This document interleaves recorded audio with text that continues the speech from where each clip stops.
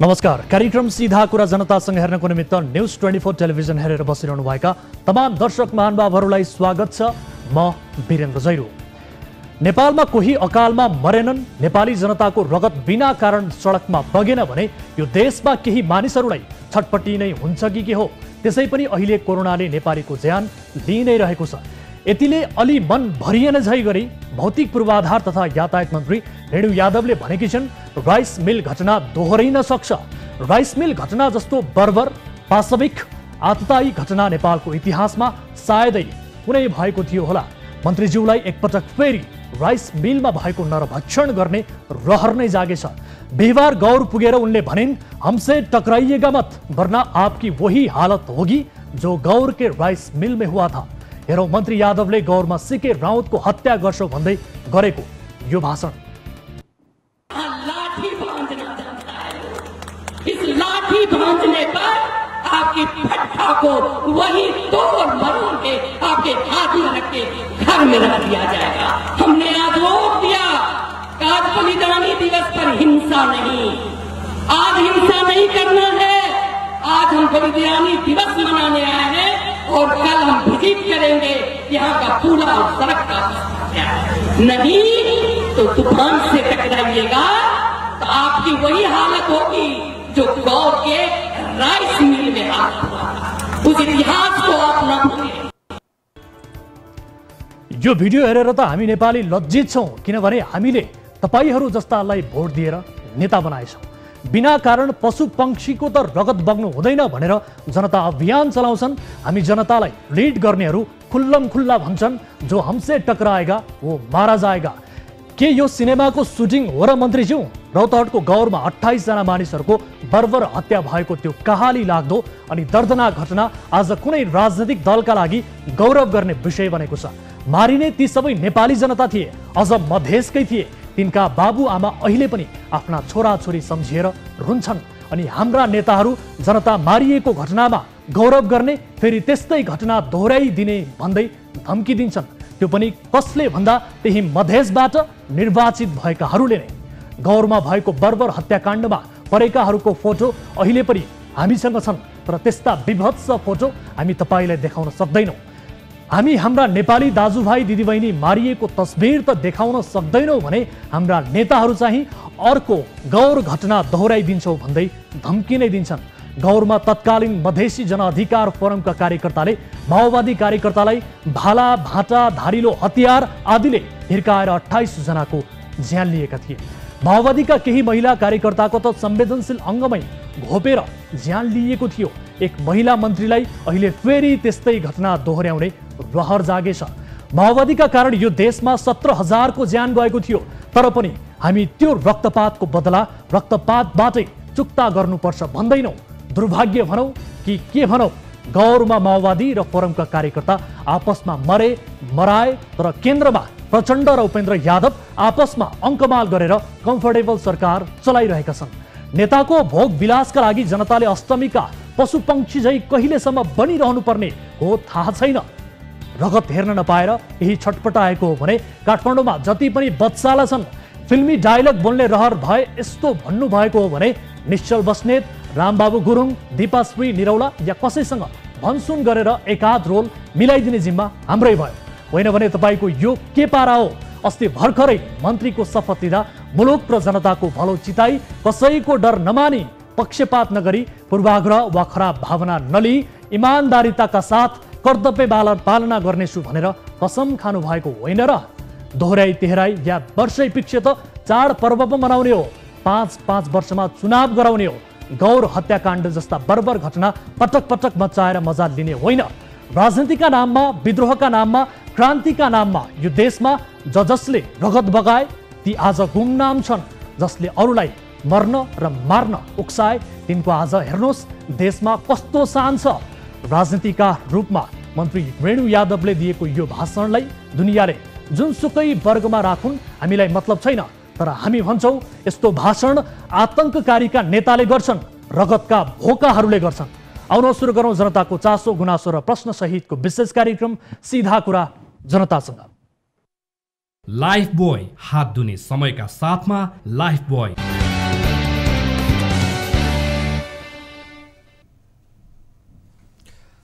ब्रेकपछि स्वागत छ दर्शक महानुभावहरू। कार्यक्रम सीधा कुरा जनतासँगको एउटा अर्को नयाँ श्रृङ्खलामा आज पनि हामी विविध विषयसहित कार्यक्रममा उपस्थित भएका छौँ र विशेष गरी आजको कार्यक्रममा पोर्चुगलमा एक नेपाली कानुन व्यवसायीले एक नेपाली चेलीमाथि दुर्व्यवहार र कुटपिट गरेको विषयको रिपोर्ट हामी प्रस्तुत गर्नेछौँ।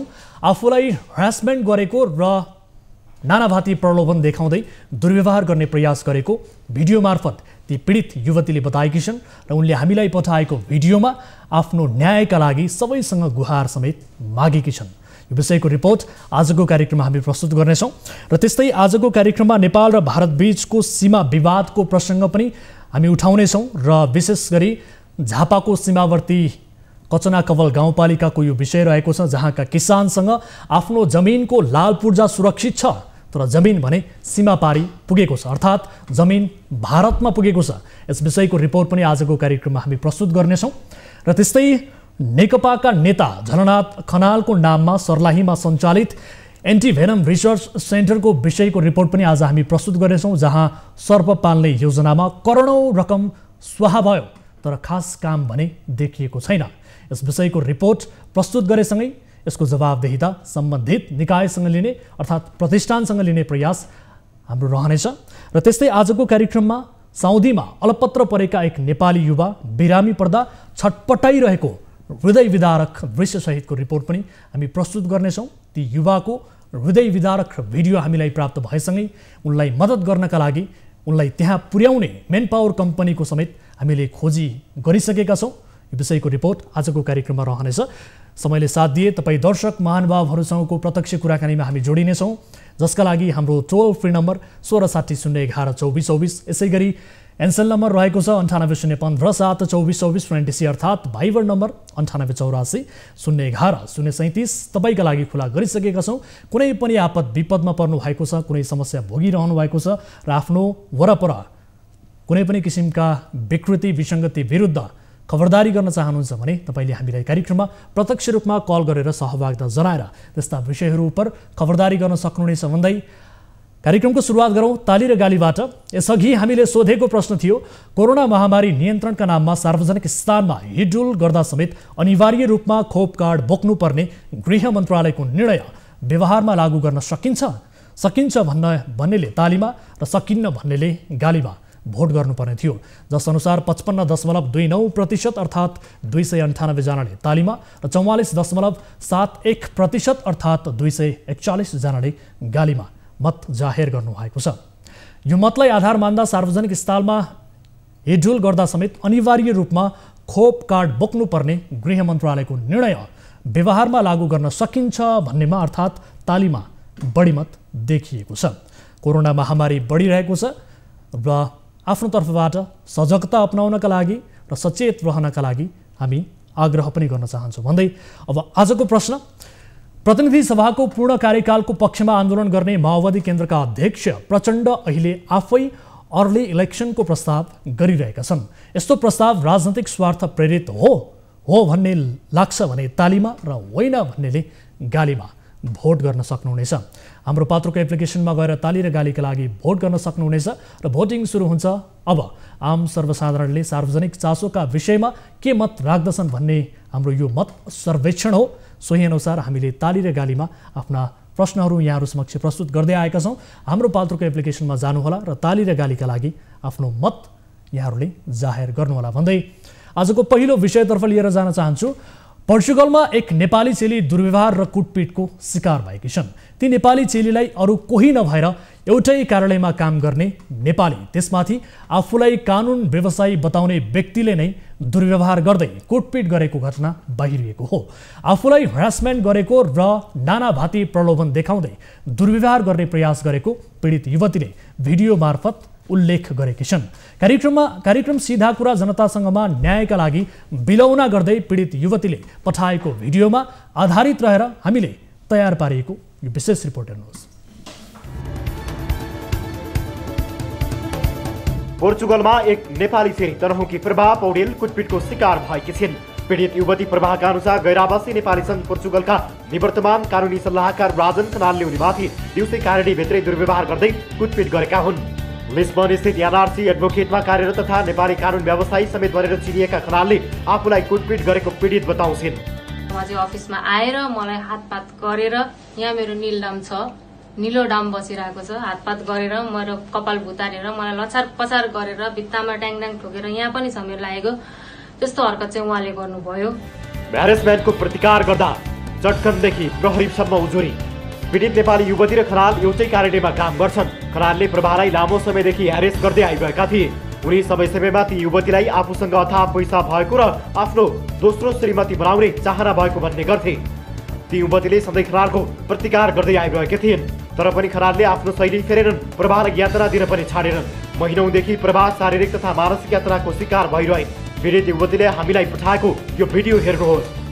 उहाँले चाहिँ मलाई सुरुका केही दिनमा अब जिस्किने, मसँग हाँसो ठट्टामा अलिकति नराम्रै कुरा गर्नुहुन्थ्यो, त्यही पनि मैले अब जिस्केको होला भनेर चाहिँ खासै सिरियसली लिन्थिनँ त्यो कुरालाई होइन। तर बार बार उहाँले महिनौ पछि हप्तौ महिनौ गएपछि पनि उहाँले त्यही कुरा दोहोऱ्याइराख्दा मसँग होटल हिँड, मेरो कान्छी बुढी बन जस्तो कुराहरू उहाँले मलाई राखेपछि चाहिँ मलाई चाहिँ बल्ल फिल भयो कि उहाँबाट चाहिँ मलाई ह्यारेसमेन्ट भइरहेको जस्तो रहेछ भन्ने चाहिँ मलाई फिल भएर चाहिँ मैले अनि मेरो अरू स्टाफहरूलाई चाहिँ मलाई यो अफिसमा काम गर्ने वातावरण भएन, मलाई यहाँ सहज छैन यो अफिसमा काम गर्न, मलाई ह्यारेसमेन्ट भइरहेको छ, म काम गर्न सक्दिनँ भनेर मैले अरू स्टाफसँग कुरा सेयर गरेँ।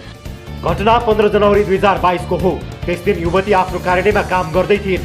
लामो समय बिदापछि नेपालबाट फर्केका खनालको कार्यालयमा इन्ट्री भएर उनले गाली गलौज र कुटपिट गर्न सुरु गरेको पीडित युवतीको आरोप छ। युवतीले आफ्नो गल्ती के हो, किन गाली गरेको र पिटेको भन्दा खनालले तैँले त्यो म्यासेज किन गरिस् भन्दै कराएको भिडियोमा सुनिन्छ। अनि मलाई अहिले आएर हानेको कारण चाहिँ होइन, सुरुमा आउने बित्तिकै भित्र पस्ने बित्तिकै हानेको कारण चाहिँ मेरो मेसेज त्यो मैले ग्रुपमा चाहिँ मेसेज गरेँ भनेर घटना बाहिर नल्याउन धम्की। पीडित युवतीका अनुसार खनालले लामो समयदेखि आफूमाथि दुर्व्यवहार गर्ने गरेको र कहीँ कतै भनेमा ज्यान मार्ने धम्की समेत दिने गरेको उल्लेख गरेकी छिन्। हातपात गर्नुभयो, मलाई झापड हान्नुभयो कतिचोटि, मेरो यहाँ निले डाम पनि बसेको छ यहाँनिर अनुहारमा, प्लस हिजो मलाई यहाँ कपाल समातेर भित्तामा ड्याङ हान्नु पनि भयो। र त्यसपछि उहाँले मलाई के भन्नुभयो भन्दाखेरि म कुनै पनि किसिमले उहाँलाई म कारवाही गर्नतिर म गएँ भने चाहिँ अब पोर्चुगलका वकिल मेरै हातमा छन्, अब डनहरू मेरै हातमा छन्, तँलाई टुक्रा टुक्रा पारेर फालिदिन्छु भन्ने धम्की समेत उहाँले मलाई दिएर हिजो अफिसबाट लत्याएर निकाल्नु भएको छ। अफिसको फोन र चाबी मेरो हातबाट जबरजस्ती थुतेर उहाँले त अब मेरो अफिसमा आउनु पर्दैन, त निस्की भनेर मलाई चाहिँ अफिसबाट निकाल्नु भएको छ र मैले केही महिना दिएको स्यालेरी पनि मैले पाएको छैन। पीडित युवतीलाई गोप्य मोबाइल नम्बरबाट खनालको फोन कल। सहकर्मी नेपाली युवतीमाथि दुर्व्यवहार गरेपछि सम्पर्कविहीन भएका खनालले पीडितलाई नम्बर लुकाइएको मोबाइल नम्बरबाट फोन गरेर काममा तुरुन्तै जान दबाब दिएका छन्। यो घटना भइसकेपछि म एकदमै मेन्टल्ली डिस्टर्ब छु। अनि अहिले मलाई अफिस जाऊ भन्नु पनि सुहाउँदैन क्या एक कुरा चाहिँ क्या। म यस्तो डिस्टर्ब भएको छु मेन्टल्ली, यस्तो विक भएको छु। त्यही त अफिसको अवस्था त्यस्तो छ र त बोलाउनु भएको हो त। त्यही अफिसको आफ्नो रेपुटेसनकै पर्वा छ नि त तपाईँलाई त, त्यो हो नि त कुरा त। म यसरी पिटाइ खाएको मान्छे म मेन्टल्ली फिजिकल्ली एकदमै विक भएको छु। सुन तिमीलाई मैले त्यो पनि भन्न सक्थेँ, तर अवस्था के छ भने तिमीलाई थाहा छ सिल्वाले छोडी छ हो, सिल्वा आफै अफिसमा छैन, अब म आफै अफिसमा छैन, तिमी पनि नहुँदा त त्यहाँ त ह्यान्डल गर्ने मान्छे भएन नि त, त्यो तिमीले बुझ्छौ नि त। एटलिस्ट म नहुँदा तिमीले त्यही बुझेर नै, त्यही तपाईँ नहुँदा भनेर बुझेर नै मैले 1 महिनासम्म ह्यान्डल गरेँ अफिस। रेस्ट गर, मैले यति तिमीलाई फोन गरेँ, तिमी फ्रेस भौ, केही छैन तिम्रो र मेरो सम्बन्ध पहिला जस्तो राम्रो थियो त्यस्तै राम्रो होस्, त्यस्तै राम्रो हुन्छ, मेरो साइडबाट पनि त्यस्तो अब्जेक्सन छैन। न्यायका लागि पीडितको गुहार। पीडित नेपाली युवतीले प्रहरीमा उजुरी दिइसकेपछि एनआरएनले पोर्चुगलमा कार्यरत सम्पूर्ण सङ्घ संस्था, बुद्धिजीवी, पत्रकार तथा आम नागरिकहरूले सहयोगको लागि अपिल समेत गरेकी छिन्। पीडित युवतीले कानुनी लडाई लड्ने र कुनै पनि हालतमा पछि नहट्ने समेत बताएकी छिन्। अब उहाँलाई के सजाय हुन्छ त? म चाहिँ उहाँलाई उहाँले निकै नै मलाई अब पैसाको लोभहरू देखाउनेदेखि लिएर पोर्चुगलमा तिमीलाई केहीको कमी हुँदैन, तिम्रो यस्तो हुन्छ उस्तो हुन्छ, निकै नै लोभहरू उहाँले मलाई देखाउँदै पनि आउनु भएको थियो, जुन कुरा मलाई पटक्कै पनि मन पर्थेन। अब म एउटा पीडित हुँ, म न्यायको लागि म अहिले यहाँ बोलिरहेको छु। अब मैले कस्तो न्याय पाउँछु, अब उहाँलाई के सजाय हुन्छ? यो घटना सार्वजनिक भएसँगै पोर्चुगलमा कार्यरत सामाजिक सङ्घ संस्थाहरूले घटनाको घोर निन्दा गर्दै पीडितलाई न्याय दिन आफ्नो ठाउँबाट लागि पर्ने बताएका छन्। यता आरोपित खनालले भने प्रभा पौडेल आफ्नो कार्यालयबाट राजीनामा दिइसकेको र उनी विरुद्ध कुनै पनि प्रकारको हिंसा नगरेको सामाजिक सञ्जाल मार्फत दावी गरेका छन्। यद्यपि हामीले सम्पर्कमा आउनु म्यासेज गर्दा उनले हाम्रो म्यासेजको कुनै रिप्लाई समेत दिएका छैनन्। उनी अहिले सम्पर्कविहीन छन्।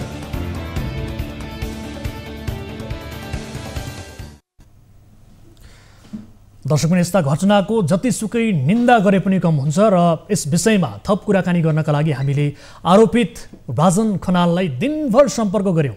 भाइबर मेसेन्जरबाट उहाँ सम्पर्कमा आउनका लागि भनेर हामीले उहाँलाई आग्रह पनि गऱ्यौँ, तर हाम्रो मेसेजको कुनै किसिमको प्रतिक्रिया आएन।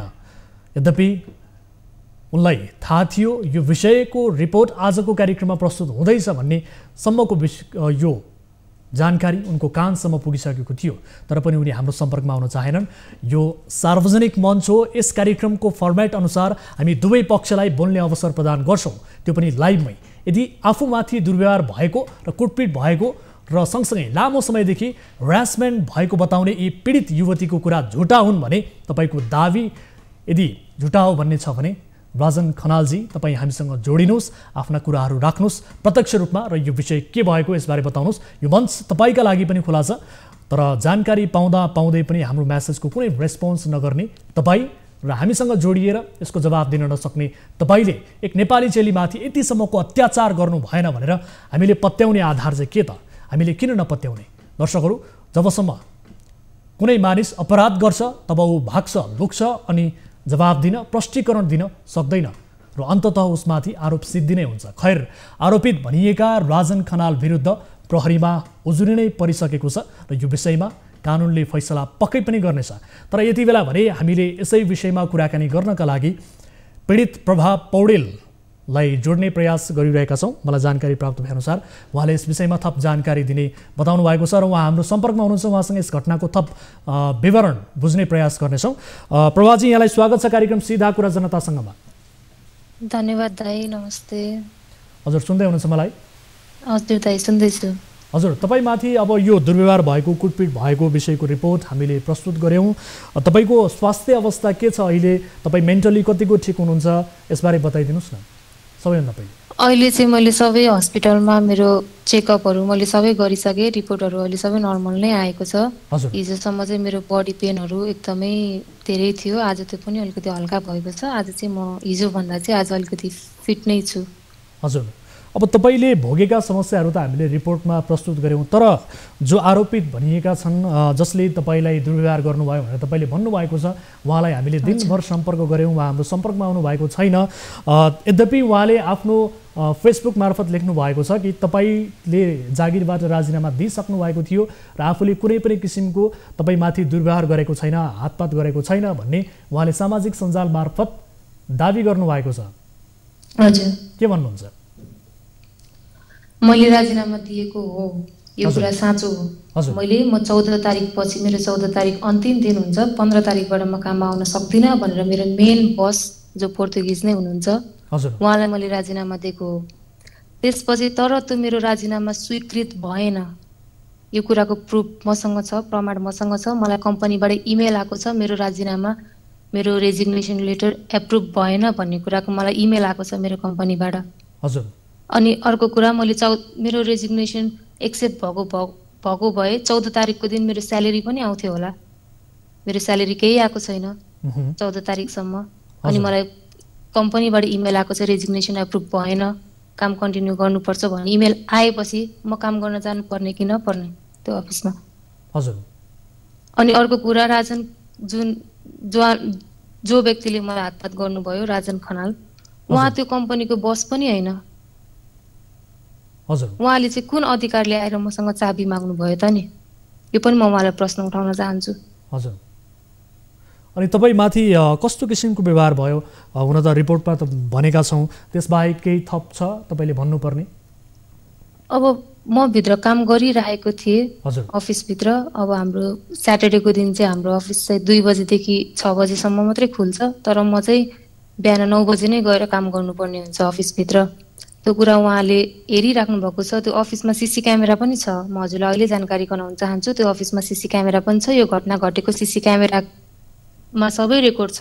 हजुर, अनि अर्को कुरा चाहिँ उहाँले सीसी क्यामेरा चाहिँ आफ्नो फोनबाट चाहिँ उहाँले चाहिँ उ गर्नुहुन्छ, उहाँको फोनबाट उहाँले सीसी क्यामेराहरू चाहिँ कन्ट्रोल गर्नुहुन्छ आफ्नो फोनबाट। हजुर। अनि काम गरिरहेको थिएँ, एक्लै थिएँ म अफिसमा। अनि उहाँले चाहिँ ढोका खोल्नुभयो अनि आएर एक्कासी मलाई हातपात गर्नुभएको हो। मलाई झापड हान्ने, गालामा हानेको हाने गर्ने, मलाई मेरो कपाल लुस्ने। मैले ढोकामा कतिचोटि मैले ढोकामा बाहिरबाट हेल्प पनि मागेको छु, कसैले आएर मलाई हेल्प गर्छ कि भनेर मैले कतिचोटि ढोकामा मैले ढकढकाएको पनि छु। तर स्याटरडे विकेन्डमा यहाँ कसैले पनि काम नगर्ने कारणले गर्दाखेरि त्यो बिल्डिङमा कोही पनि थिएन। तर यदि उहाँलाई साँच्चै नै उहाँले मैले हातपात गरेको छैन भन्नुहुन्छ भने उहाँले सीसीटीभी फुटेज निकालिदिनु भए सबै प्रमाण हुन्छ। ठिक छ, त्यो हातपात त गरियो, तर यसको पछाडिको मेन रिजन चाहिँ के हो? यसको पछाडिको मेन रिजन चाहिँ म त्यहाँ काम जोइन गरेको 8 महिना भयो। हजुर। मैले चाहिँ 2021 जुनबाट मैले त्यहाँ काम गर्न सुरु गरेको। हजुर। सुरु हामी एउटै गाउँको मान्छे, म पनि तनहुको, उहाँ पनि तनहुको। हाम्रो पारिवारिक सम्बन्ध पनि एकदमै राम्रो छ। उहाँको परिवार मेरो परिवार एकदमै राम्रो सम्बन्ध छ। मैले उहाँलाई एज अ गार्जियनको रूपमा मान्छु होइन, मेरो एउटा दाइको रूपमा मान्छु उहाँलाई मैले। सुरुमा त उहाँको बिहेभ मसँग नर्मल नै थियो, नानी बहिनी भन्ने राम्रै थियो। तर केही महिनापछि अलिकति मलाई नपच्ने जस्तो कुरा गर्न थाल्नुभयो उहाँले। त्यही पनि मैले सुरुमा मैले एउटा गार्जियन सोचेको मान्छेले अब त्यस्तो भन्नुभएको होइन होला भन्ने किसिमले मैले सिरियसली लिइनँ होइन त्यो कुरालाई। हजुर। तर दिनै पछि उहाँको यस्तै कुराहरू आउन थालेपछि मलाई चाहिँ कतै म हेरेसमेन्टको शिकार त भएको छैन भन्ने एक किसिमको मलाई मनमा त्यस्तो सोच आयो के। आएपछि उहाँ चाहिँ डिसेम्बरमा उहाँ नेपाल जानु भएको थियो। हजुर। डिसेम्बरमा उहाँ नेपाल जाँदा चाहिँ मैले त्यो बेलामा चाहिँ मैले मेरो मेन बस जो हुनुहुन्छ पोर्तुगिज बस, उहाँलाई चाहिँ मैले चाहिँ रेजिग्नेसन लेखेर दिएको। अब यो अफिसमा म काम गर्न सक्दिनँ। म चाहिँ उहाँ नेपालबाट फर्किएपछि त्यो अफिसमा नेपाली स्टाफ भनेको उहाँ र म मात्रै हो। त्यही भएर एकजना चाहिँ नेपाली स्टाफ चाहिन्छ। उहाँ फर्किने बित्तिकै म चाहिँ यो अफिसबाट रिजाइन दिन्छु, म आउँदिनँ भनेर रेजिग्नेसन मैले दिएको हो। दिएपछि मलाई मेन ओनरले बोलाउनु भयो, बोलाएर सबै रिजन सोध्नु भयो। मैले सबै भनिदिएँ उहाँलाई। हजुर। उहाँको म प्रतिको व्यवहार मलाई जुन मन परेको थियो सबै भनिदिएँ। भनेपछि उहाँले चाहिँ म कुरा गर्छु, तिमीले रिजाइन दिन जरुरी छैन, म कुरा गर्छु, म बरु उसले यस्तो हरकत गरेको छ नि उसलाई निकाल्छु म भन्ने कुरा गरेपछि चाहिँ र ठिकै छ, यदि तपाईँ कुरा गर्नुहुन्छ र ऊ सुध्रिन्छ भने म काम कन्टिन्यू गर्न तयार छु भनेपछि अनि उहाँले मलाई इमेलबाट पनि तिम्रो रेजिग्नेसन चाहिँ एप्रुभ भएन भने इमेलबाट पनि मलाई रिप्लाई दिनुभएको छ मेरो ओनरले। हजुर। अब त्यसपछि अब उहाँहरूको कुरा भयो होला, उहाँलाई अब कुरा गर्नुभयो होला। उहाँ राजन खनालज्यू चाहिँ मेरो ओनरको पर्सनल एसिस्टेन्ट पनि हो। हजुर। म चाहिँ त्यहाँ रिसेप्सनिस्टको काम गर्छु। राजन खनाल चाहिँ मेरो ओनरको पर्सनल एसिस्टेन्ट। उहाँ त्यहाँ काम गरेको चाहिँ 6-7 वर्ष नै भइसक्यो, मभन्दा धेरै सिनियर हो उहाँ। ठिक छ, अब यो बताउनुहोस् कि तपाईँमाथि यो घटना भइसके पछाडि कहाँ कहाँ उजुरी गर्नुभएको छ र ती निकायहरूबाट तपाईँको न्यायका लागि कतिको सपोर्ट पाइरहनु भएको छ तपाईँले? मैले यहाँबाट जानुपर्ने कानुनी प्रक्रिया त मैले पुलिसमा कम्प्लेन गरिसकेँ। मैले यहाँ कोर्टमा नै मैले रजिस्टर गराइसकेको छु केसलाई। हजुर। अर्को कुरा भनेको अब यहाँ नेपाली सङ्घ संस्थाहरू धेरै छ पोर्चुगलमा, नारी समाज, महिला समाज, धेरै सङ्घ संस्थाहरू खोल्नु भएको छ। हामी जस्तै पीडितहरूलाई न्याय दिनको लागि नै भनेर खोल्नु भएको संस्था हो होइन। त्यहाँबाट पनि मलाई केही न्याय दिलाउन सक्नुहुन्छ कि भन्ने आशाले चाहिँ मैले उहाँहरूमा पनि मैले निवेदन चाहिँ मैले दिएको छु। यहाँ एनआरएन पोर्चुगलमा, यहाँ कन्सुलेट नेपालमा, मैले सबै ठाउँमा मैले निवेदन पनि दिएको छु। हस्, तपाईँको पक्षमा हामी छौँ र हामीले विशेष गरी जो आरोपित हुनुहुन्छ राजन खनाल, तपाईँमाथि दुर्व्यवहार गर्ने भनिएका व्यक्ति, उहाँलाई पनि सम्पर्क गर्ने प्रयास गरिरहेका छौँ। उहाँले आफ्नो भनाइ पनि यस कार्यक्रममा राख्न सक्नुहुन्थ्यो। खैर, उहाँ हाम्रो सम्पर्कमा आउन चाहनु भएको छैन। यद्यपि तपाईँसँग यस विषयमा फेरि पनि हामी कुराकानी गर्नेछौँ। तपाईँको न्यायका लागि हामी पक्कै पनि आफ्नो आवाज बुलन्द बनाउनेछौँ।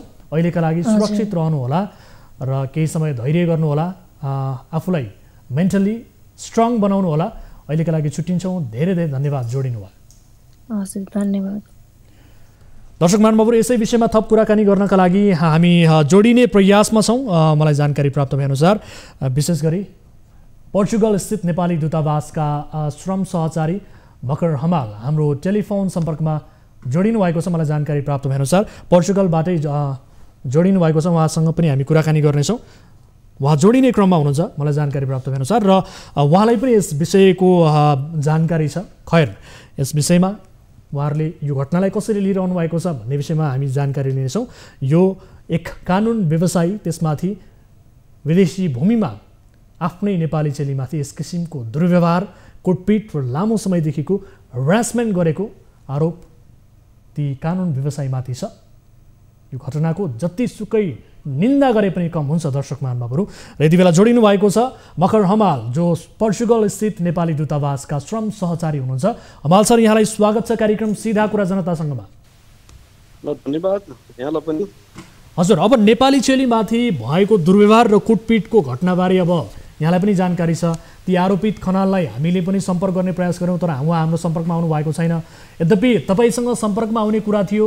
आरोपित खनाल के भन्छन् यहीँबाट सुरु गरौँ न सर। साँच्चै नै यस्ता प्रकारका घटना घट्नु भएको एकदम दुःखद र निन्दनीय घटना हो। सिङ्गो नेपाली समाजको लागि र नेपाली कन्सुलेट कार्यालय नेपालीहरूको अभिभावक भएको हुनाले पनि साँच्चै नै यस्ता घटना घट्नु भनेको एकदम खेदजनक हो। र जुन हाम्रो पीडित हुनुहुन्छ प्रभा पौडेल उहाँले नेपाली कन्सुलेट कार्यालयमा निवेदन दिइसक्नु भएको छ र उहाँसँग चाहिँ पहिलो चरणको हाम्रो भेटघाट पनि भयो र उहाँ अहिले पनि यही अनलाइनमै जोडिनु भएको छ होला केही पनि। र उहाँले अन्य कुरा उहाँले गर्दै हुनुहुन्छ र जुन चाहिँ उहाँको माग अनुसार जुन पीडित छ उहाँलाई चाहिँ बोलाउने भन्ने कुरा गर्नुभएको छ र उहाँलाई दुई दिनबाट यताबाट हामीले उहाँसँग सम्पर्क गरिराखेका छौँ र आज सम्पर्क भइसकेको छ र छिटै नै चाहिँ आज भोलि नै उहाँ चाहिँ सम्पर्कमा आउनुहुन्छ र दुई पक्षलाई राखेर चाहिँ उहाँ छलफल गरेर अब एउटा डिस्कसनमा जाने नेपाली बिच चाहिने यस्तो किसिमको चाहिँ भनौँ दुर्व्यवहार चाहिँ हुनु भएन भने अब सबै नेपाली सिङ्गो विदेश नेपालीको माग हो र यस्तो हुनु हुँदैन र म अभिभावकको नाताले पनि यो चाहिँ निन्दनीय कुरा हो र यसको लागि हाम्रो जुन पीडित हुनुहुन्छ प्रभा पौडेलजी उहाँलाई चाहिँ हामीले कन्सुलेटबाट गर्नुपर्ने सल्लाह सहयोग साथ र आवश्यक परे चाहिँ कानुनी चाहिँ परामर्शको लागि पनि कन्सुलेटले जहिले पनि उहाँको साथमा छ। हजुर कुनै पनि पीडित पक्षको लागि कन्सुलेट चाहिँ साथमा जहिले पनि रहँदै आएको छ रहन्छ पनि।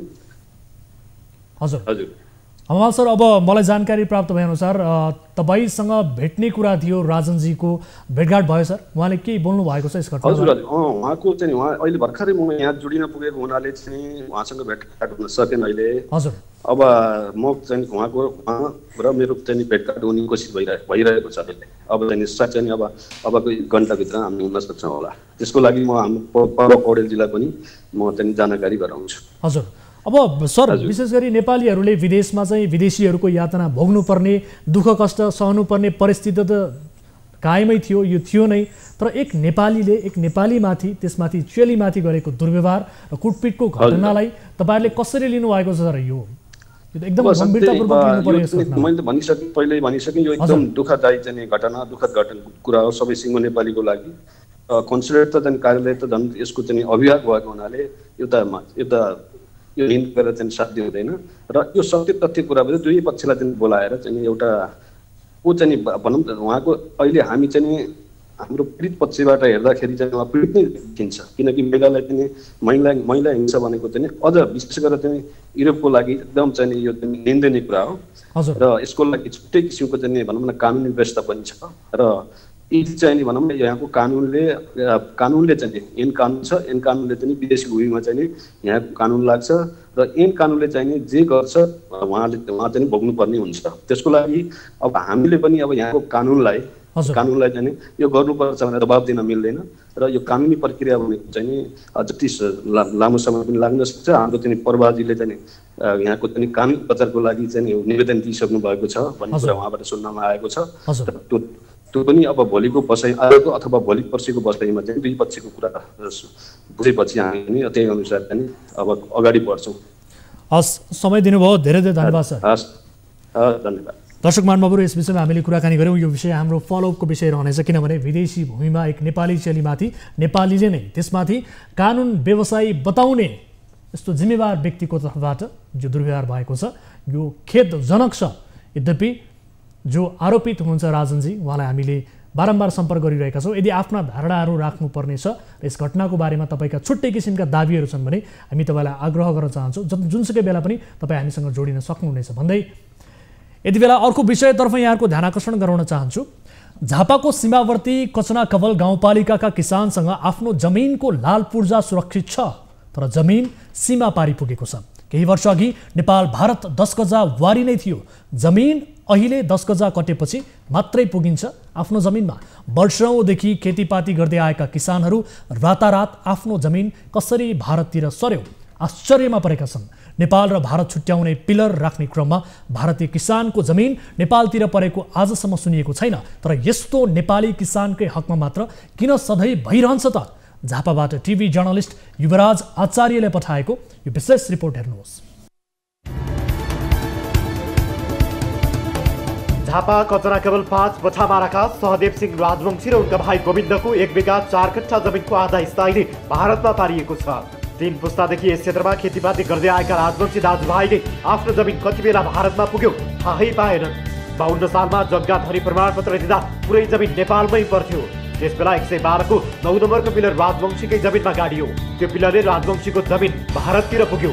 अहिले राजवंशी दाजुभाइको प्रश्न छ, जमिन भारतको थियो भने नेपाल सरकारले हामीलाई लाल पूर्जा किन दियो?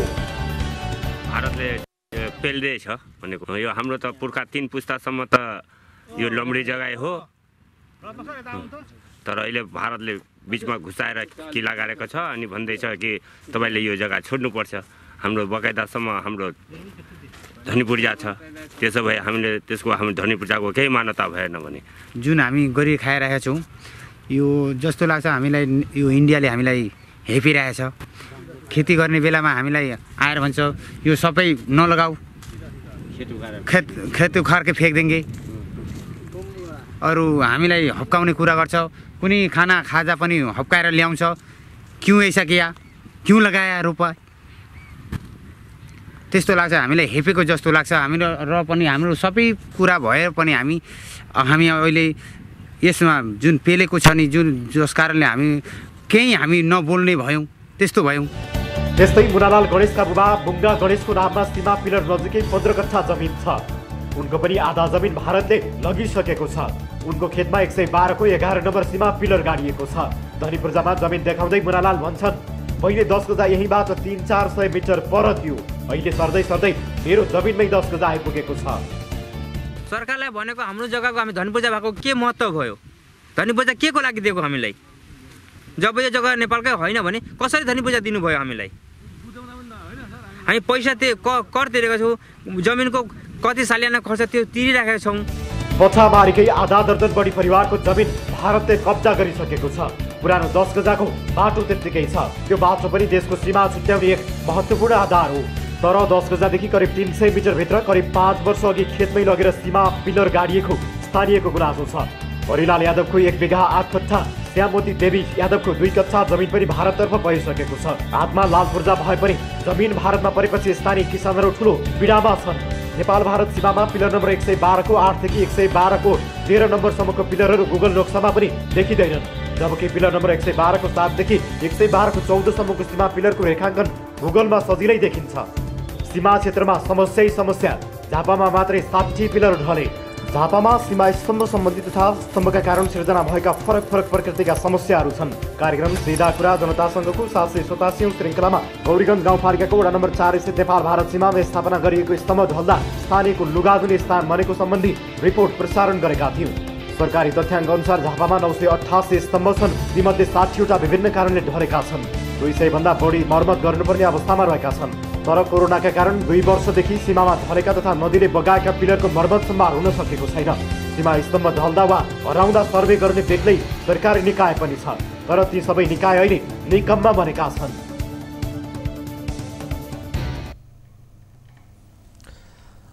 दर्शक महानुभावहरू, आश्चर्य लाग्दो विषय छ। जमिनको लाल पूर्जा हातमा छ, तर जमिन भने भारततिर छ। यो किसानहरूको यो पीडा यस रिपोर्ट मार्फत हामीले देखाएका छौँ र विशेष गरी यो विषय स्थानीय प्रशासनलाई जानकारी छ कि छैन, अथवा जानकारी छ भने यसका लागि कस्तो किसिमको पहल भइरहेको छ, यस विषयमा जानकारी लिने प्रयास हामी गरिरहेका छौँ। यति बेला हाम्रो टेलिफोन सम्पर्कमा जोडिने क्रममा हुनुहुन्छ झापाका प्रमुख जिल्ला अधिकारी छविलाल रिजाल हामीसँग टेलिफोन सम्पर्क मार्फत जोडिने क्रममा हुनुहुन्छ। मलाई जानकारी प्राप्त भएअनुसार अहिले उहाँको फोन व्यस्त बताइरहेको छ। यद्यपि यसबारेमा हामीले उहाँसँग कुराकानी गर्नका लागि समय माग गरेका छौँ। खैर, एउटा ब्रेक लिन्छौँ, त्यस पछाडि यस विषयको जवाबदेही त हामी स्थानीय प्रशासनसँग लिनेछौँ। त्यस पछाडि अन्य विविध विषयहरू पनि कार्यक्रममा प्रस्तुत गर्नेछौँ। पालो भएको छ ब्रेकको। ब्रेक पछाडि हामी अन्य विविध विषयसहित उपस्थित हुनेछौँ। यहाँहरू हेरिरहनु भएको छ कार्यक्रम सीधा कुरा जनतासँग, मात्र न्युज 24 टेलिभिजनमा। लाइफ बोय, हात धुने समयका साथमा लाइफ बोय।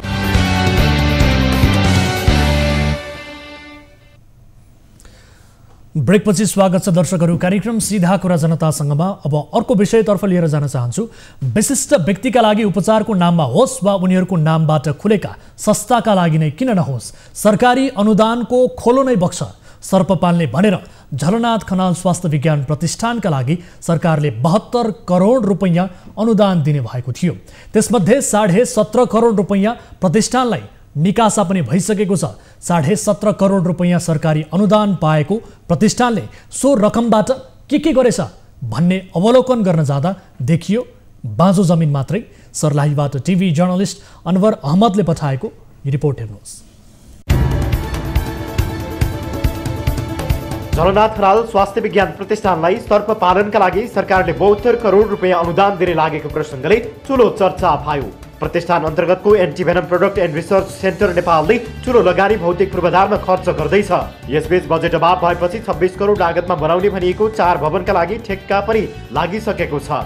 निर्माण कम्पनीले मोबिलाइजेसन रकमका नाममा 3 करोड रुपैयाँ बुझिसकेको छ, तर भौतिक संरचना निर्माणको काम ठप्प छ। सेन्टरका लागि 7.25 करोड रुपैयाँमा 9 बिघा जमिन खरिद गरिएको छ।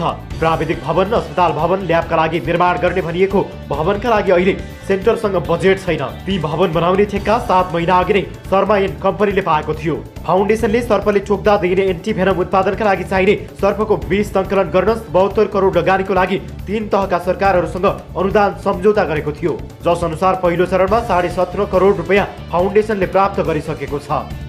जमिन खरिद र जेपीआरमै सकियो करोडौं। सरकारबाट प्राप्त भएको 17.5 करोड मध्ये फाउन्डेसनले पाउने 7 करोड जमिन खरिदमा विभिन्न प्रकारका भवन, ल्याब, वातावरणीय प्रभाव मूल्याङ्कन आदि परामर्शका लागि 4 करोड, भवन निर्माणको मोबिलाइजेसनमा 3 करोड, ओभररोडमा 1 करोड, प्रशासनिक खर्च 1 करोड गरेर लगभग सबै रकम खर्च भइसकेको छ।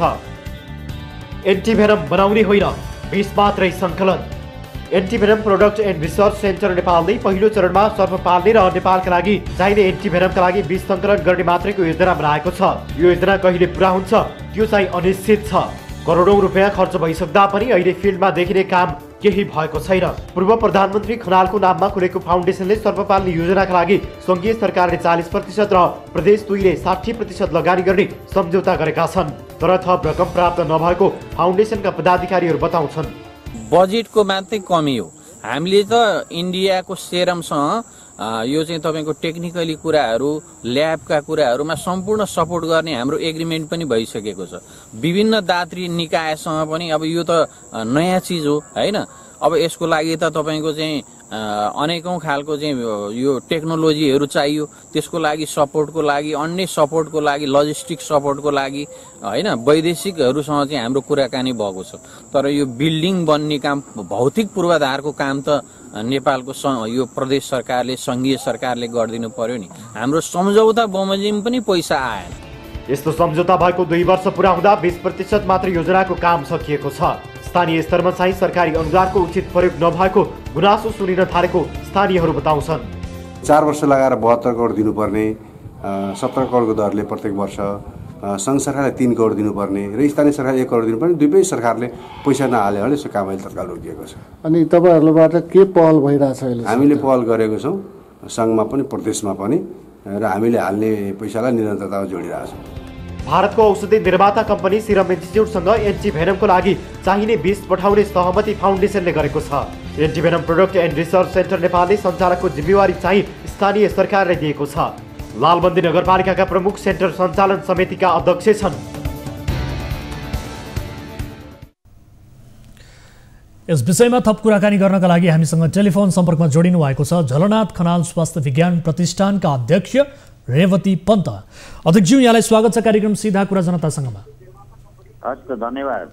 हजुर, अब विशेष गरी प्रभावशाली मान्छेका नाममा चाहिँ खुलेका प्रतिष्ठान वा संस्थाहरूलाई चाहिँ सरकारले अनुदान पनि राम्रै दिने गरेको छ। तपाईहरु पनि भाग्यमानी हुनुभयो। तर 17.5 करोड खर्च भइसकेको भनिएको रिसर्च सेन्टर हेर्न जाँदा 2-4 वटा पिलर ठडिएका छन्, त्यसबाहेक खाली जमिन मात्रै देखियो सर। के भएको हो? होइन, अब त्यो सिधा सिधी हेर्दाखेरि चाहिँ अब त्यो स्पोर्टमा जाँदाखेरि त त्यो पिलर उठेको देख्नुहुन्छ। त्यसको भित्री पाटो महत्त्वपूर्ण चाहिँ बिल्डिङहरूको पाटो भन्दा पनि यो रिसर्च गर्ने कुराहरू यो अहिले नेपालमा पहिलोचोटि यो एग्री भेनमको सेक्टरमा रिसर्च नै हामीले पहिलो गरेका छौँ। त्यसपछि निर्माण भएको छ। त्यो ठुलो नेपालको प्रोपर्टी हो। त्यसै गरी हामीले त 17.5 करोड चाहिँ प्रदेश सरकारहरूबाट अथवा स्थानीय सङ्घ मिलाएर त्यति पैसा ल्यायौँ। अहिले हामीसँग 1 अरब भन्दा बढीको प्रोपर्टी भयो भने केही पनि भएको छैन, केही पनि हुँदैन भन्ने चाहिँ त्यो एकाङ्की कोणबाट सबैबाट हेरिएको दृष्टिकोण हो। त्यसरी पाटोबाट त्यसलाई विश्लेषण सहित गहिरिएर अध्ययन गरेको विषय होइन। म तपाईँहरूलाई निवेदन गर्न चाहन्छु, यो विषयमा ढङ्गले प्रचार गर्ने कुरा भन्दा पनि हामीलाई उत्साहित गर्ने हिसाबले जे वास्तविकता हो त्यसमा गहिरिएर यो कुरा बुझेर चाहिँ अगाडि भन्ने म तपाईँहरूलाई निवेदन गर्छु। सर, ठिक छ, उत्साहित गरौँला। रिसर्च सेन्टरको लागि हामी पनि उत्साहित तपाईँहरूलाई गरौँला पक्कै पनि। तर भौतिक पूर्वाधारका लागि चाहिँ आह्वान गरिएको टेन्डर पाउने कम्पनीलाई 3-3 करोड रुपैयाँ चाहिँ मोबिलाइजेसन भनेर चाहिँ दिनुभएको रहेछ। 3 करोड मोबिलाइजेसन रकम लगेर चाहिँ यो बनाएका जति पनि अधुरा पिलरहरू छन् यसको त के अर्थ भयो भने? होइन, यो यस्तो हो, यसको जवाफदेहिता चाहिँ हामीसँग सम्झौता गर्ने सरकारी निकायहरूले लिनुपर्छ। त्यसमा प्रतिष्ठान दोषी छैन। हामीले चाहिँ 72 करोडको सम्झौता गऱ्यौँ। नियमित बजेट आउने आधारमा चाहिँ हामीले कन्टिन्यू गर्नुपर्ने डिपिआर कम्प्लिट, रिसर्च कम्प्लिट गरिसकेपछि हामीले जग्गा खरिद गऱ्यौँ। त्यसपछि हामीले टेन्डर लगायौँ होइन। टेन्डर लगाएर हामीले सम्झौता गरिसकेपछि त्यो चाहिँ ठेकेदारलाई त हामीले 20% मोबिलाइजेसन दिन पर्यो, तर हामीले 7% मात्रै दिन सक्यौँ। हामीले 20% मोबिलाइजेसन चाहिँ दिइसकेपछि उसले काम अगाडि बढाइसकेपछि त अहिले त लगभग बिल्डिङ नै तयार हुने स्थिति भयो। तर हामीलाई चाहिँ सम्झौता गर्ने निकायले पैसा बन्द गरिसकेपछि त हाम्रो सम्झौतामा हामी कमजोर भइसक्यौँ ठेकेदारभन्दा। हामी यो चाहिँ तपाईँको सम्झौता बमोजिम पैसा नआएपछि त हामीले गर्ने कुरा केही हुँदैन नि। हाम्रो त्यसमा केही दोष छैन, कहीँ केही खोट छैन। अब सरकारलाई हामीले चाहिँ तपाईँको 20% मोबिलाइजेसन दिने एग्रिमेन्टमा छ, तर ठेकेदारले 7% मात्रै लिनुभएको छ। तर पनि हामीले ठेकेदारसँग रिक्वेस्ट गरेर कमसेकम काम चाहिँ स्टार्ट गर्नु। हाम्रो जमिन जुन छ त्यो जमिनको एउटा चाहिँ थिचोमिचो हुनसक्छ भोलि होइन, जमिन मिचिन सक्छ भनेर कमसेकम त्यो वाल चाहिँ हेराबेरा चाहिँ तपाईँ सुरु गरिदिनुहोस् भनेर भनेको। मोबिलाइजेसन नै हामीले पूर्ण दिन सकेको छैनौँ। ठेकेदारको अहिले 3 देखि 5 करोडको बिल बनिसक्यो। त्यो बिल पनि हामीले पेमेन्ट गर्न सकेका छैनौँ। ठिक छ, अब अध्यक्षपछि त यो परिस्थिति हो नि त। हजुर, ठिक छ। अब अरू खर्चको पनि कुरा गरौँ। विशेष गरी ओभरहेड खर्च भनेर तपाईँले करिब 1 करोड खर्च गर्नुभएको छ। प्रशासनिक काममा मात्रै अर्को करोड गएको भनेर भनिएको छ। 2 करोड खर्च हुँदा पनि प्रतिष्ठानको न रिसर्च सेन्टरको कुनै वेबसाइट भेटिन्छ, न भरपर्दो तपाईँहरूको सम्पर्क नम्बर नै भेटिन्छ। यो स्थितिबाट त कसरी अब यो गरिएको खर्च प्रभावकारी भयो भनेर भन्न सकिएन सर? होइन, यस्तो छ, हामीले यो खर्च सम्बन्धी विनियम नै स्वीकृति भएको छ हाम्रो लालबन्दी नगरपालिकाबाट। हामीलाई सिधै हाम्रो खातामा पैसा आउने होइन, प्रदेशले पनि नगरपालिका मार्फत बजेट के शीर्षकमा यो शीर्षकमा खर्च गर्ने भनेर चाहिँ स्वीकृति अनुसार चाहिँ हामीले खर्च गरेको छौँ। त्यो मापदण्ड अनुसार चाहिँ होइन।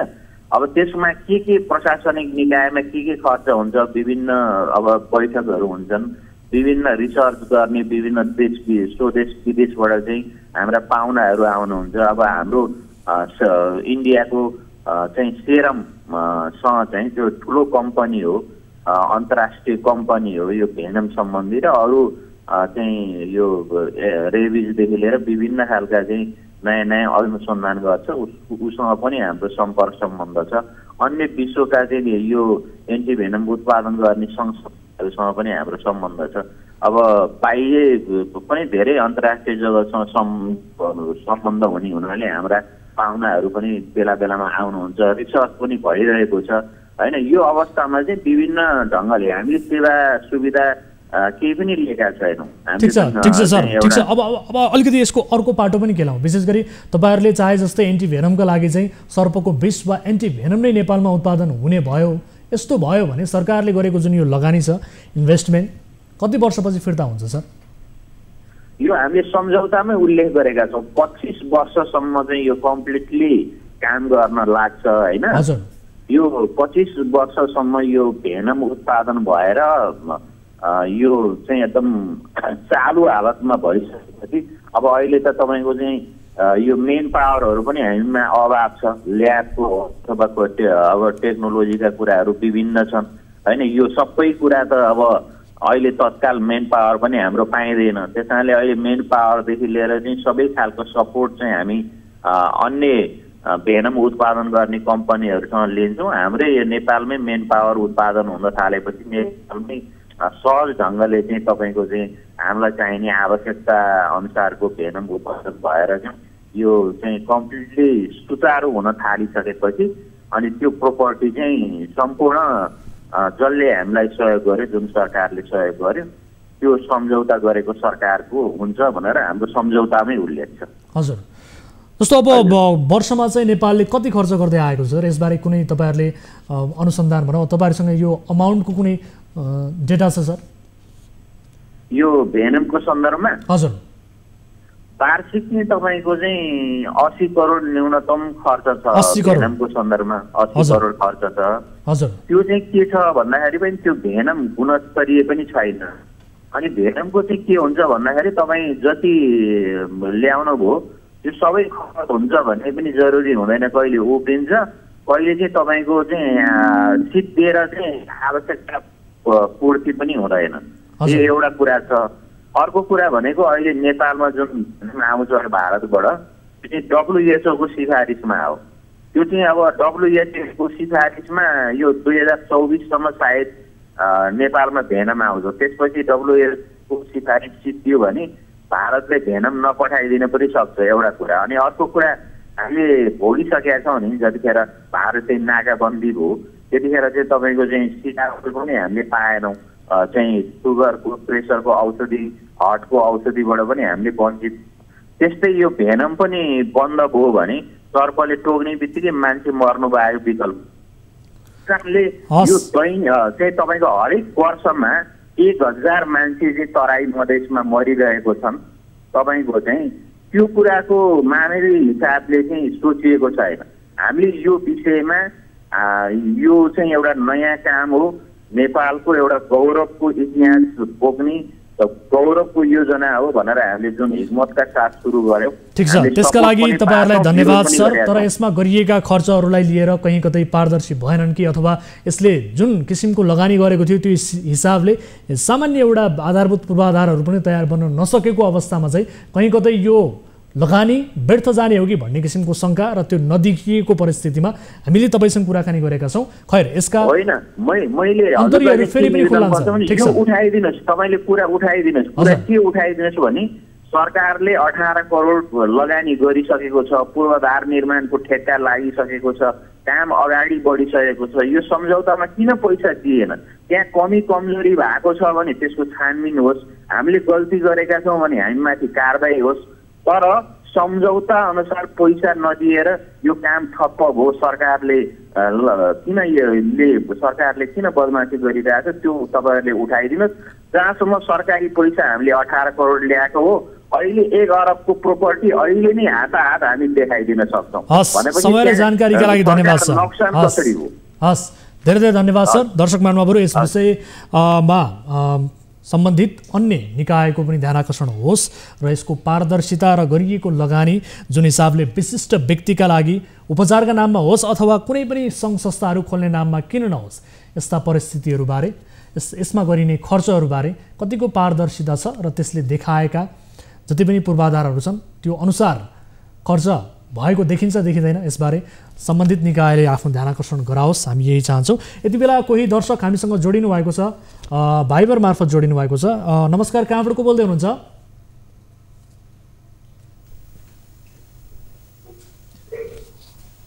हजुर, यहाँले सुन्दै हुनुहुन्छ मलाई? कहाँबाट बोल्दै हुनुहुन्छ? नमस्कार प्रेमजी, म दुबईबाट काजीमान बुढाथोकी बोल्दैछु। कहाँबाट भन्नुभयो? एकपटक फेरि बताइदिनुहोस् त। दुबईबाट काजीमान बुढाथोकी। गणेशमान बुढाथोकी, के समस्यामा पर्नुभयो? यहाँको समस्या राख्न सक्नुहुनेछ। काजीमान बुढाथोकी है। काजीमान बुढाथोकी, हजुर हजुर। मैले यहाँ 2020 जुलाईदेखि हामीले अस्ट्रेलिया जाने भनेर नेपालीको कन्सल्टेन्सी जीसीडी म्यानेजमेन्ट एन्ड कन्सल्टेन्सीबाट हामीले स्टार्टिङमा 3000 दिराम र पछि त्यस्तै कसैले 8000 दिराम र मैले सुरुमा 3000 र पछि 5 लाख गरेर लगभग 6 लाख जम्मा गरेको हो। हजुर। र अहिले आएर हामीलाई किन उहाँले प्रेसर नदे के अरे कहाँ जानुहोस् जा भन्ने जस्तो गरेर जिम्मेवारी पुरा गर्नुहुन्छ, अनि त्यही भएर मैले तपाईँलाई सम्पर्क गरेको। ठिक छ काजीमानजी, तपाईँको यो प्रारम्भिक समस्या हाम्रो टिमले बुझेको रहेछ, मैले जानकारी प्राप्त गरे अनुसार, र मैले पनि तपाईँसँग कुराकानीबाट केही प्रारम्भिक जानकारी पाइसकेँ। यसको थप डिटेल्सहरू हामीलाई पठाइदिनु होला र तपाईँसँगको यो कुराकानी म अहिलेलाई यही छुट्याउँछु, समय अभाव छ, र त्यस पछाडि तपाईँलाई हामी मद्दत गर्ने कोसिस पक्कै पनि गर्नेछौँ। दर्शक महानुभावहरू, उहाँसँगको कुराकानी यही छुट्याउँछु समय अभावका कारण। र यति बेला भने अर्को विषयतर्फ यहाँहरूको ध्यान आकर्षण यति बेला म गराउन चाहन्छु। विशेष गरी यो विषय हामीले केही बेर अघि प्रस्तुत गरेको झापासँग सम्बन्धित विषयमा रहेर कुराकानी गर्ने कोसिस थियो, तर उहाँ हाम्रो सम्पर्कमा आउनुभएको छैन, र अर्को विषय यहाँहरू समक्ष प्रस्तुत गर्न चाहन्छु। जाजरकोटका एक युवा 18 महिनादेखि स्वास्थ्य समस्याका कारण छटपटाइरहेका छन्। उनको छटपटाहट हामी तुरुन्तै तपाईँहरूलाई पनि देखाउँदैछौँ। यस्तो व्यथा देख्दा एक मनले कठै भन्न मन लाग्छ, अर्को मनले यी सोझा सिधा नेपाली युवालाई यस्तो अवस्थामा पुर्याउनेहरूमाथि मध्ययुगीन सजाय होस् भन्ने पनि लाग्छ। 18 महिना भयो दर्शकवृन्द जाजरकोटका आयुष राणा छटपटाएको, तर उनलाई साउदी पुर्याउने ललितपुरको न्यू वर्ल्ड ओभरसिज मेन पावरले नेपाल फर्काउने दया देखाएन। हेरौँ जाजरकोटका आयुषको यो दुरावस्था।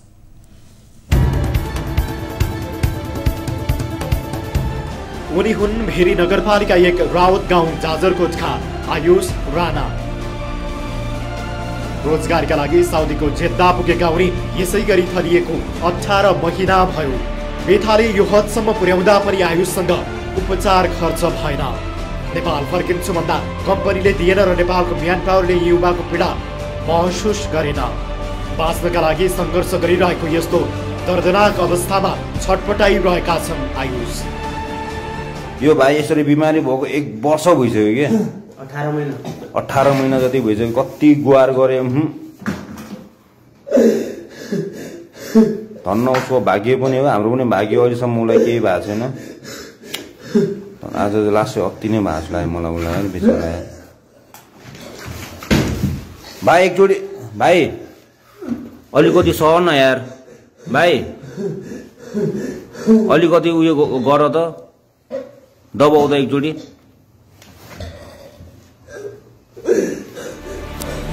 डिसेम्बर 16, 2019 मा उनी साथीसँगै साउदी पुगे। छारे रोग जस्तो देखिने समस्याबाट 18 महिनादेखि आयुष थलिएका छन्। यसबीच उनले न उपचार पाए न खाने बस्ने सुविधा नै। साउदीको कानुन अनुसार बिरामी व्यक्तिको उपचारका लागि सरकारी सहयोग माग्नुपर्छ, आफैले लिएर जान मिल्दैन। यही कारण आयुषका साथी ललन सिंहले छटपटाउँदै गरेका साथीको भिडियो बनाए र हामीलाई पठाए। ललन बिहिबार दिउँसो मात्रै नेपाल फर्किएका छन्। आयुषसँगै ललनले पनि साउदीमा ठुलो शास्ति बेहोरे। त्रिभुवन विमानस्थल उत्रिसकेपछि ललनले लामो सास फेर्दै भने बाँच्ने आशै थिएन, अर्को जीवन पाएको महसुस गरिरहेको छु। म एयरपोर्टमा पुगेँ, नेपालको के अरे नेपाल एयरपोर्टमा आएर मैले प्लेनको भनौँ न यो भर्याङ तल मैले झुक्दाखेरि मलाई यस्तो लाग्यो होइन, एकदम नयाँ जिन्दगी मैले पाएँ। पुरानो जिन्दगी मैले भनौँ न एउटा नयाँ जिन्दगी मैले नयाँ जन्म लियो जस्तो मलाई फिल भयो कि। 25 महिना अघि उनीहरू न्यू वर्ल्ड ओभरसिज म्यान पावरबाट साउदी पुगेका हुन्। यो भिडियो प्राप्त भएपछि हामीले उनीहरूलाई साउदी पुर्याउने ललितपुरको चाकुपाटी स्थित न्यू वर्ल्ड ओभरसिज म्यान पावरलाई सम्पर्क गर्यौं। आयुषका सम्बन्धमा जिज्ञासा राख्दै यो म्यान पावरले फर्काउने प्रयास भइरहेको प्रतिक्रिया दिएको छ। म्यान पावरका अध्यक्ष तिला काप्रेसँग भेटेरै कुराकानी गर्न हामीले खोजेका थियौं, तर उनले आफ्नो स्वास्थ्य राम्रो नभएको जानकारी दिए। 18 महिनासम्म जीवन र मृत्युको दोसाँधमा छाड्ने काप्रेले हाम्रो चासोपछि 1 हप्तामा आयुषलाई फिर्ता ल्याउने बाचा गरे। यसलाई बिहिबार सफाई पायो भने यो शनिबारको फ्लाइटमा काठमाडौँ आउँछ, आइतबार या सोमबार ल्यान्डिङ भइसक्छ केटा। अब पिसिआर गर्नुपर्छ, 24 घण्टाको डेट राखेर त्योभन्दा पछाडिको टिकट बनाएर काठमाडौँ ल्याइन्छ।